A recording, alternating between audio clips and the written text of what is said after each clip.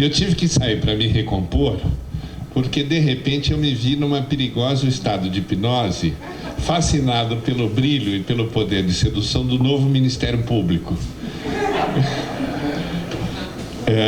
E eu queria começar dizendo também da minha alegria de estar aqui, convidado pelo Tércio e, enfim, cercado, por um lado, por alguns dos meus ídolos, das pessoas que eu mais admiro, que é o caso do Celso, do Nelson Jobim, do Tércio anfitrião, do meu amigo Joaquim Falcão e das heroínas, que são as nossas mulheres, a Sônia, a Adriene, a Mari, a Vivi e a Elô, que nos aguentam. Eu ia começar a partir do texto, mas eu vou mudar um pouquinho o enfoque, porque depois de ouvir as palestras dessa manhã, eu fiquei pensando, do que nós estamos falando? Quer dizer, na verdade, eu acho que nós estamos falando de mudança ligada à transparência, à nudez, e a questão que me foi colocada é uma questão que nos atormenta a todos, que é a questão da flexibilidade e até do perdão em torno de eficiência. Na verdade, quando nós falamos aqui em mudança, é uma coisa difícil na administração pública. Mas eu estou pensando num tema mais amplo, que é um tema recorrente na história do Brasil, que é sempre os dois códigos, o código de verdade dos fatos e o código jurídico, né? E aí eu comecei a lembrar aqui de algumas passagens de coisas que todo mundo faz e que vão mudando. Ontem o Tércio, naquela sua abertura inicial, eu parecia que estava ouvindo aqui o órgão da Catedral de Notre-Dame, tamanha a repercussão nos nossos espíritos aqui, tamanha iluminação. Ele falou que havia uma pequena corrupção, que era dar o dinheirinho do oficial de justiça. Quando eu era estagiário, eu aprendi que se não desse o dinheirinho, não saia nem a certidão no cartório. Mas essa semana, pude ler nos jornais que os oficiais de justiça do interior de São Paulo foram condenados a uma pena de 4 anos de reclusão porque estavam cobrando R$100 para ajudar a recuperar os carros com mandado de busca e apreensão. Então, digamos que houve uma mudança. Eu lembrei que houve uma época em que eu acho que todos nós, menos o Ministério Público, comprávamos uísque de contrabando, porque era o único meio de consumir uísque. E, evidentemente, era ilegal, né? E, enfim, havia uma instituição no Brasil que era, na época, chamada Operador Informal de Câmbio, que negociava taxas com o Banco Central. Hoje é conhecida por doleiro, mas era não só tolerada, como estimulada pelo próprio governo. E essas coisas foram mudando, né? Foram mudando, começou a haver repressão. E outro dia eu li até uma frase muito interessante. Nós vamos falar primeiro da questão das blitz, né? Todo mundo aqui também, eu acho que tomava o seu vinho e voltava de carro para casa, até crente de que não ia atropelar ninguém. Mas, de repente, isso virou um pecado grave, virou um crime, e está havendo uma mudança de comportamento, mas é lenta. Hoje nós já usamos o cinto de segurança sem reclamar muito. A geração dos nossos pais se recusam ainda por o cinto de segurança, a gente usa, mas a gente ainda fica um pouco irritado, mesmo concordando com a medida, em não poder tomar uma cerveja e voltar guiando. Mas o dia eu li, eu acho que foi o Gabeira dizendo, né, falando, não, por que falam em descriminalizar a maconha? O uso de maconha já está descriminalizado. O que não está descriminalizado é a pobreza. E aí entra, então, a questão central do nosso direito penal, do nosso direito criminal, que eu acho que tem a questão central seguinte: ele é um direito aleatório e profundamente injusto. Porque, se você olhar a população prisional, ela está em condições lamentáveis. Eu acho que um dia nós vamos ter do nosso sistema penitenciário a mesma vergonha que nós temos hoje da condição dos escravos no tempo antes da libertação, porque realmente é lamentável. Eu vi cenas, por exemplo, no Conselho de Política Criminal em Brasília. O saudoso Evaristo de Moraes um dia assistiu um filme que passaram sobre as prisões do Rio. E ele falou, olha, eu vou pedir demissão do Conselho Penitenciário do Rio, porque eu nunca imaginei que a coisa fosse desse nível. Eu não posso compactuar com isso, né? Então, nesse sistema penitenciário, quem que vai? Quer dizer, eu não vou fazer a simplicidade de dizer que são os pretos e os pobres. Mas, na verdade, de cada 100 crimes ou 1000 crimes, tem 15 ou 20 que são investigados.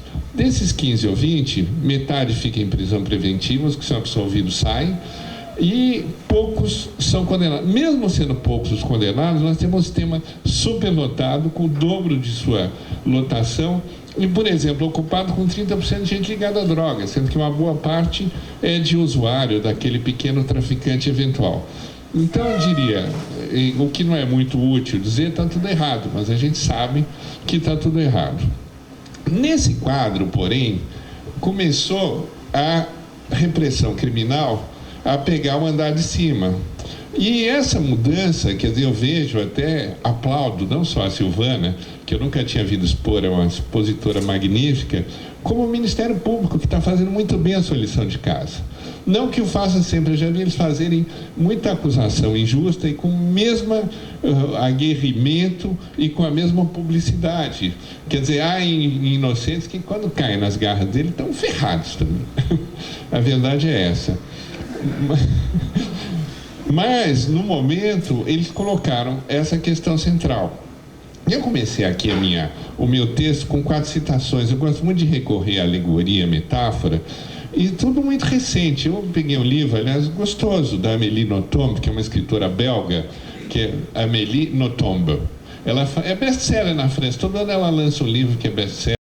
E o desse ano chama-se O Crime do Conde Neville, que é um conde que está pobre, empobrecido. Ele passou uma infância muito pobre porque o pai queria manter os símbolos da nobreza e não tinha dinheiro. Então ele tem uma irmã que morreu de fome, quase tuberculosa, porque o pai queria manter o castelo e receber uma vez por mês. E ele fala para o seu castelo: se eu tivesse sido desonesto, eu teria tido 1000 ocasiões de encher os bolsos. Eu sei que todo mundo me acha ridículo, mas a meus olhos a honra não tolera o roubo. Então esse é um ponto de vista que muitos de nós compartilham totalmente. Por outro lado, também recentemente o Roberto da Mata, analisando a questão do poder no Brasil, fala uma outra verdade. Entrar no poder no Brasil é se garantir de ser servido pela sociedade, mas é estar protegido por uma rede legal que até hoje esquece os crimes, centrando-se muito mais no processo legal. Até hoje não se diz, quer dizer, quando se fala em delação, por que alguns resistem à delação quando veem que estão numa situação difícil? É porque acham que através do sistema processual vão talvez evitar uma condenação que no momento parece inevitável. A delação, por outro lado, nunca foi bem vista. Quer dizer, o próprio Grand Robert diz que a delação é uma denúncia inspirada por motivos desprezíveis, né? Agora, a manchete da Folha da Semana põe exatamente esse tema, quando ela diz, numa frase muito emblemática: só delação ou Supremo livram detidos da Operação Lava Jato. Eu começo aqui o texto, eu não vou ler, porque eu sei que estamos perto da hora do almoço, e aí seria intolerável, mas fazendo uma comparação entre os nossos sufixos, o inho do nosso povinho e o ão do nosso dinheirão, do carrão, do bilhão, do milhão, e que tem nos atropelado. Aliás, eu comecei a falar nisso e eu quase que caí aqui numa cilada, porque eu fiquei hospedado aqui na pousada do Portinho, né? E veio aqui convidado a um grande anfitrião que nos recebe nessa mansão, e por inspiração do meu patrão, que é o Joaquim Falcão, que me botou como uma espécie de agregado lá na GV do Rio. Mas nesse quadro, a delação encontra a corrupção virou um tema fascinante. Quer dizer, eu achei que ia falar uma coisa técnica, que de repente eu vi que o tema é hoje centro das atenções. Bom, o que acontece? Então nós vivemos, todo mundo sabe, não precisa demonstrar, que é um sistema de quase absoluta impunidade que começou a mudar. E aqui eu vou apontar mais uma injustiça da Silvana. porque ela falou que foi a cooperação internacional e a lavagem de dinheiro que permitiu o avanço na Lava Jato. Mas ela não apontou os culpados, e o culpado está aqui, o nosso almirante Nelson. O Nelson Jobim, que ministro da Justiça, ministro Supremo e deputado, foi quem fez nesse país a lei de lavagem de dinheiro. Nós devemos a ele, e na época não foi muito popular. Nós, advogados, estávamos meio assim, desconfiados. O que ele quer com isso, né? Mas, enfim, foi um avanço, e um avanço que eu diria que aconteceu numa sucessão de um caminho em que todos nós estamos tentando construir. Segundo alguns autores, a ditadura acabou em 79. Na verdade, a explosão do Rio Centro ainda foi em 81, a tentativa de reação da direita. Eu ponho um marco para o nosso trabalho, toda a eleição dos governadores, em 82, começaram em 83, 85, luta pelas diretas, Constituição de 88, e de lá para cá nós estamos tentando superar algumas dessas contradições históricas do Brasil, que sempre nos incomodaram, e eu estou muito feliz de estar aqui nessa mesa hoje, porque, além da filosofia, eu estou vendo gente aqui com o pé no chão que acha que é a esperança. Quer dizer, aqui os dois Carlos, Juliano, Silvana, o Pedro, enfim, estão mostrando que a gente tem como trabalhar para as coisas melhorarem, né? E nesse quadro, então, o advogado fica numa posição muito difícil, porque, tradicionalmente, o advogado é contratado para defender o cliente até o fim. E eu acho que, nesse ponto, o Ministério Público está ganhando aí de uns 3-0, 3-1. Porque o que aconteceu? Quando foi o mensalão, eu me lembro de um saudoso advogado já falecido que ele dizia o seguinte: a advocacia criminal é uma advocacia passiva. Por que é passiva? De alguma maneira, porque nós acreditávamos na impunidade e na ineficácia do sistema. Então você fica quieto, deixa rolar, que acaba dando uma prescrição, acaba caindo uma questão processual. E o Ministério Público, em algumas situações, levou um baile, porque o assodamento de alguns juízes, procuradores e delegados acabou gerando nulidades tão flagrantes que foram derrubadas flagrantemente. Mas eles aprenderam. Eles aprenderam. Hoje, na Lava Jato, a gente fica olhando, eu não estou defendendo o réu dentro da Lava Jato, mas ele fica olhando e está difícil pegar uma nulidade. Eles tomam cuidado, eles aprenderam a lição. E quando foi o mensalão, os advogados que estavam acostumados a ganhar com gol de letra ficaram muito desapontados, porque eles não perceberam que as coisas tinham mudado. E isso é um erro grave. Num país em que as coisas estão mudando, uma situação que o vento virou, você não perceber que as coisas mudaram. E aí foi aquela grande decepção e que mudou um pouco o quadro até da advocacia no Brasil, porque eles não perceberam que as coisas já eram diferentes.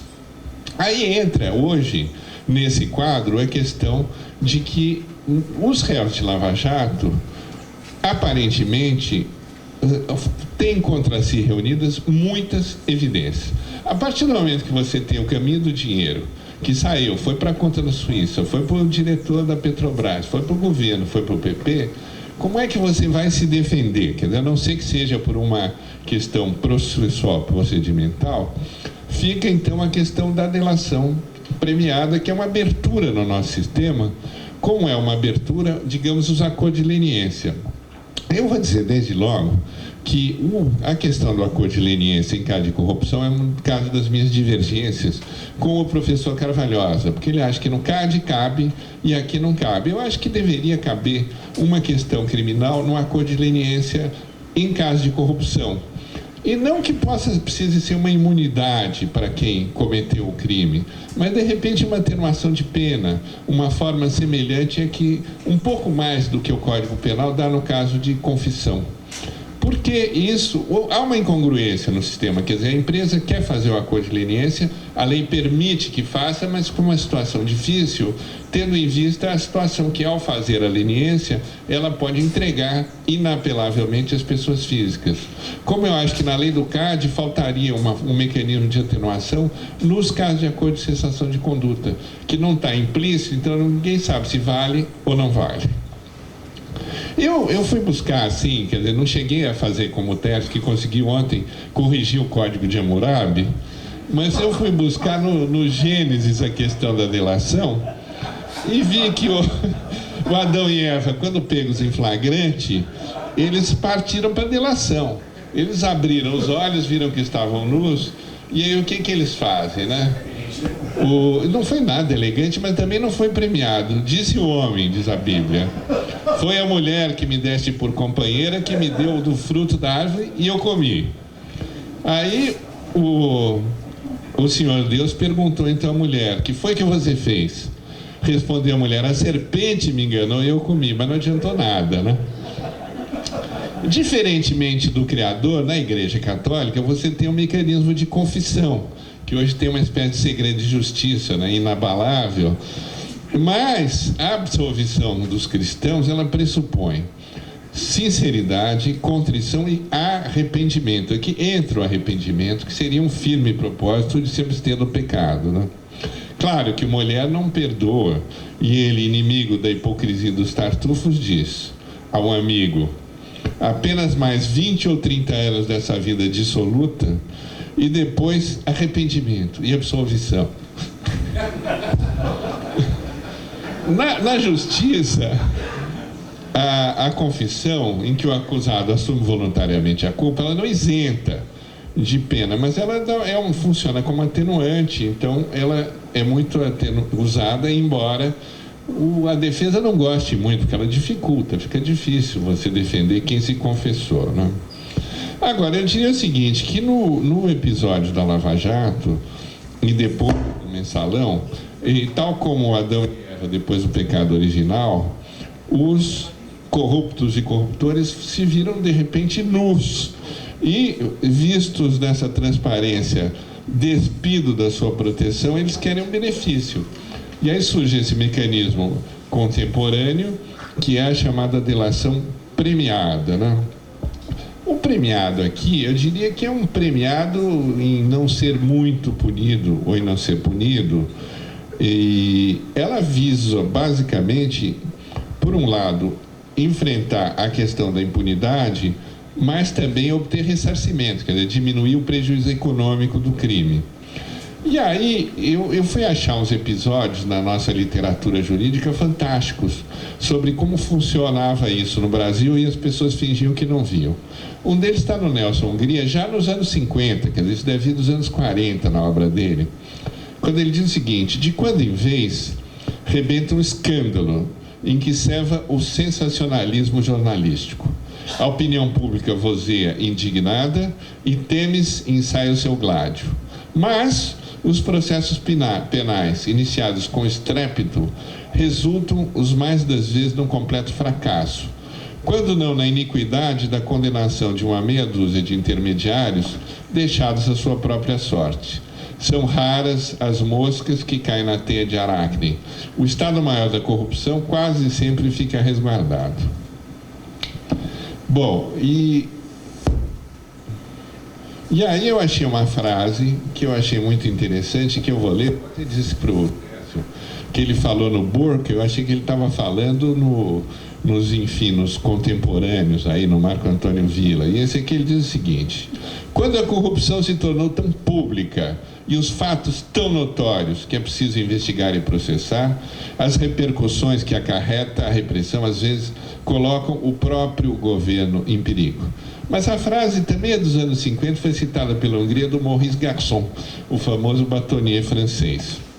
E o Nelson Hungria, eu acho que no panorama atual, ele põe o que eu acho que é a mais emblemática lição de direito público no Brasil, que está nos seus comentários, que é quando ele diz que tanto é funcionário público e, portanto, sujeito à lei penal o presidente da República, quanto o estafeta da Vila dos Confins, quanto o senador ou deputado, etc, etc, etc. Eu aqui até tomei a liberdade de acrescentar exemplificamente que, por mais forte razão, também os presidentes da Senado e da Câmara, que ele não tinha incluído no rol inicial. Agora, a questão, evidentemente, não é só brasileira. Quer dizer, eu achei muito interessante. Tem um livro também super atual do Jacques Rancière, que chama-se O Ódio à Democracia. Foi editado aqui no Brasil em 2014, mas também na França de novo, em que ele diz o seguinte: a administração é uma visão otimista e europeia. A administração não é corrompida, vírgula, exceto na questão dos contratos públicos, em que ela se confunde com o interesse dos partidos dominantes. Quer dizer, nós temos visto no mundo inteiro, nos Estados Unidos, na França, os governantes envolvidos em questões que, em geral, têm ido pouco longe. Em geral, vão mais longe na China, no Japão, quando às vezes acaba até em seppuku e harakiri. Mas aqui entre nós há uma tradição de impunidade e isso está mudando. Quer dizer, a inspiração inicial do Ministério Público foi, e do juiz principalmente, foi da Mani Puliti, né? Aquela operação italiana contra as máfias de tráfico de drogas e que causou situações bastante complicadas lá. Agora, eu até abri um tópico aqui chamado elogio da delação, mas elogio no sentido crítico. Vamos pensar o que representa a delação hoje. E lembrei que em 73, em pleno regime militar, o Chico e o Rui Guerra escreveram uma peça Calabar, ou Elogio da Traição. A peça nem era boa, mas como ela foi censurada, ela obteve grande repercussão, as músicas são fabulosas. Mas é uma metáfora, eles se inspiraram um pouco no Elogio da Loucura, do Erasmo, e põe uma frase na boca do Matias de Albuquerque, que era o governador-geral, que teria sido traído pelo Calabar. Quando ele diz então: terra engraçada esta, e nenhuma outra parte verás tantos sorrisos e tantas trapaças. Muito engraçada essa guerra. Tantas raças, tantos idiomas, mas só se entendem claramente as palavras de traição.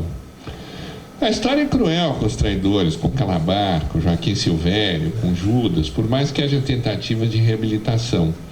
E em função das resistências contra a opressão, o chamado dedo-durismo sempre foi muito mal visto.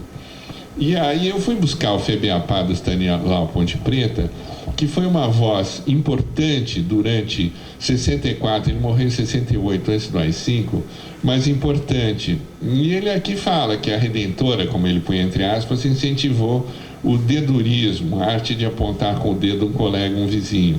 Mas mais do que essa declaração formal, ele conta num livro que ele corajosamente publicou em 64, chamado Garoto Linha Dura. O primeiro conto é uma história de um menino que chutou a bola jogando futebol na rua e quebrou a janela da casa dele. E o pai era muito bravo, né? Aí ele disse para o pai: não, pai, não fui eu, foi o menino do vizinho. E o pai disse: então vamos lá que eu quero conversar com ele. E ele diz ao pai: papai, esse menino do vizinho é um supressivo desgraçado. Não pergunta nada para ele não. Quando ele vier atender a porta, o senhor vai logo tacando a mão nele. Isso era a ironia do clima que nós vemos já em 64 e mesmo antes do AI-5. Com a volta da democracia, a gente começou essa era de esperança, de tentar melhorar as coisas e tal, mas a fé popular, com essa questão do mensalão, etc., ficou um pouco abalada. Então, realmente, eles festejam quando acham que finalmente vão pegar as pessoas, né?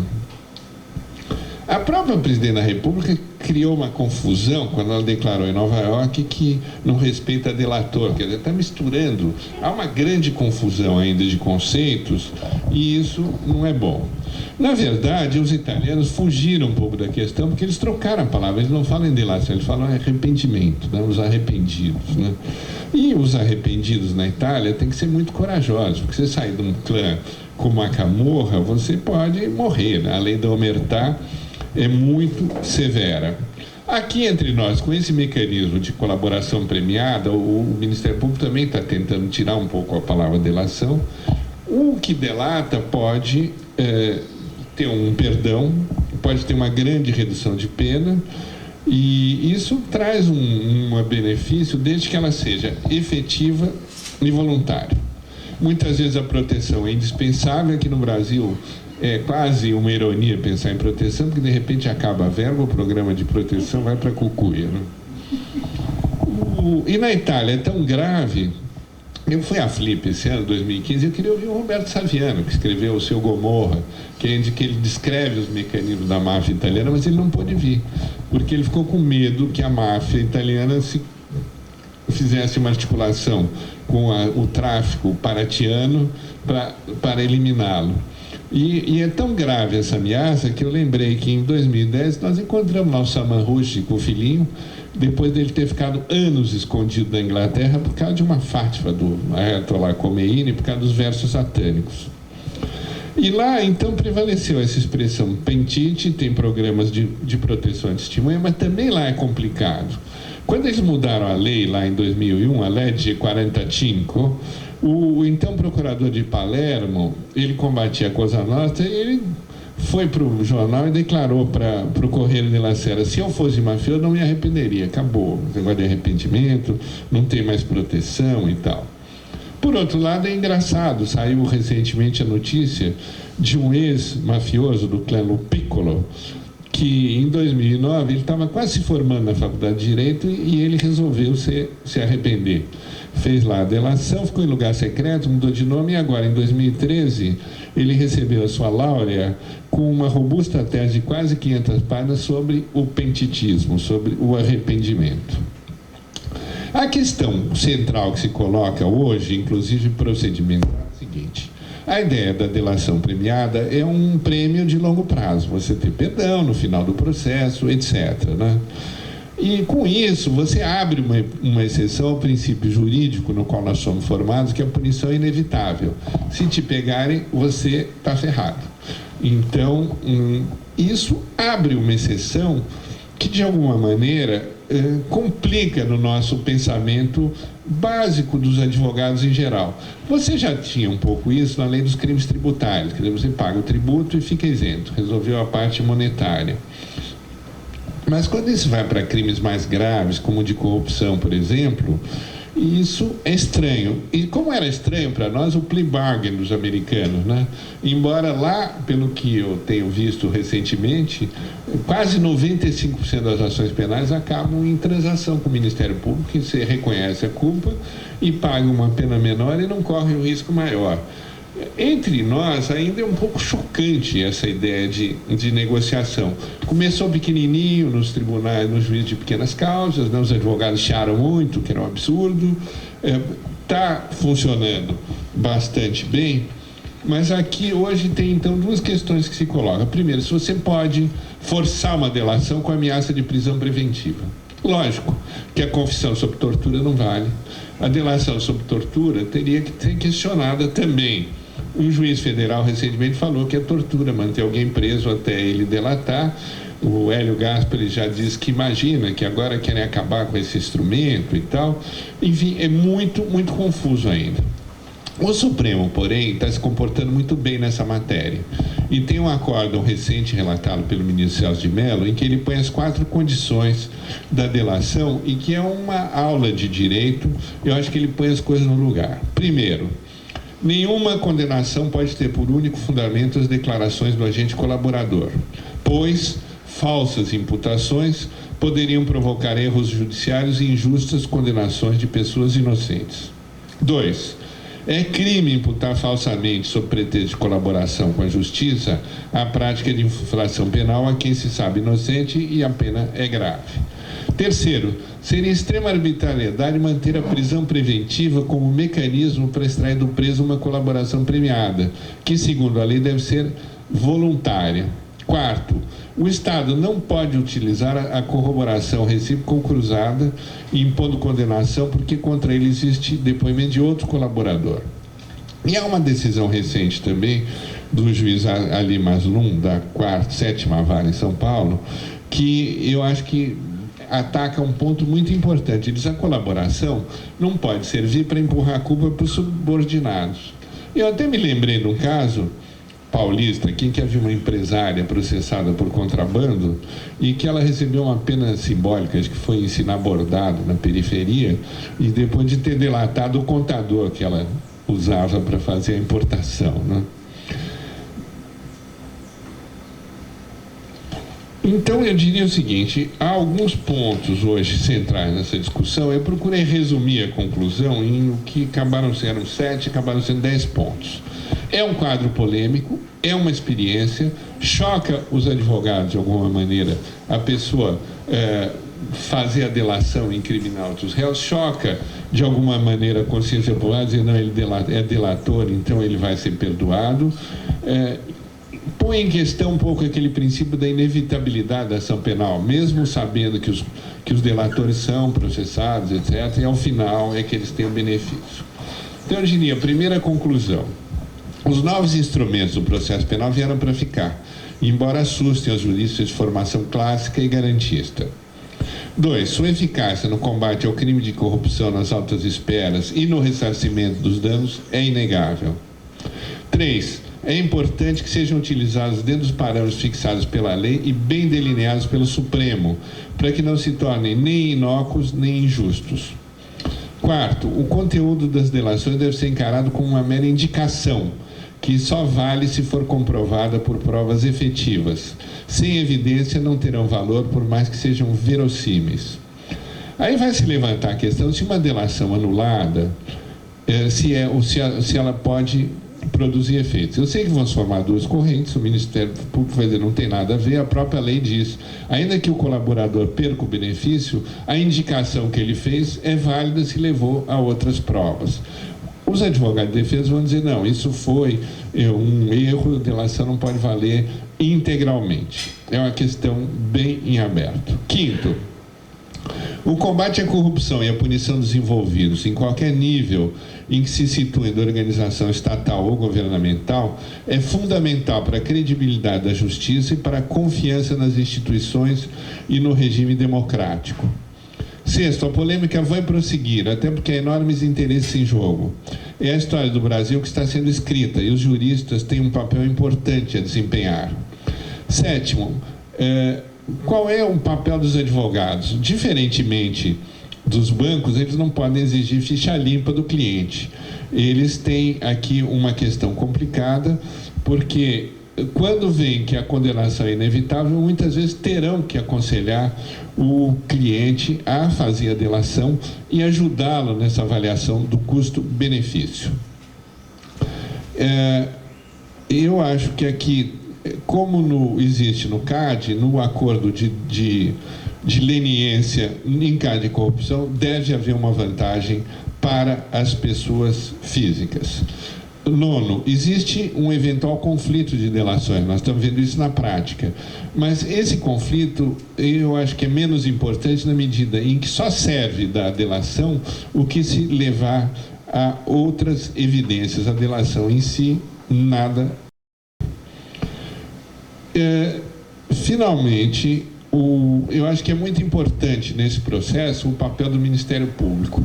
Mas nesse momento, né, então, em que eu dizia que há uma mudança social, nós estamos sentindo a mudança, acarretada pela transparência, qual o nível de flexibilidade que se pode adotar?